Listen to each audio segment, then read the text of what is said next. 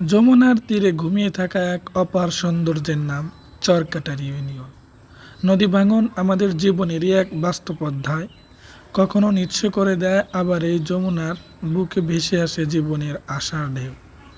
এই মাটিতে ফসল ফলিয়ে বাঁচে হাজারো পরিবার। ধান, গম, ভুট্টা আর নানা রকম শাকসবজি সবই মিলে এই ভূমির দানে।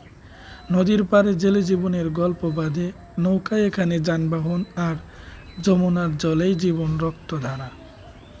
আজ এই চর অঞ্চলে মালামাল বহনের মাধ্যম ঘোড়ার গাড়ি, প্রাচীন জীবনধারা এখনও প্রাণবন্ত। বর্ষা এলেই নামে বন্যা, জীবন যেন থেমে গিয়ে আবার নতুন ছন্দে বাঁচে। কষ্টের মধ্যেও এখানকার মানুষ হার মানে না। চরকাটারি প্রকৃতির এক খোলা পটে আঁকা এক জীবন্ত ছবি। প্রতিটি ঋতুতে এই ইউনিয়নে সাজে নতুন রূপে, কখনো সবুজের সমারোহ, কখনো রোদ ছায়ের খেলা।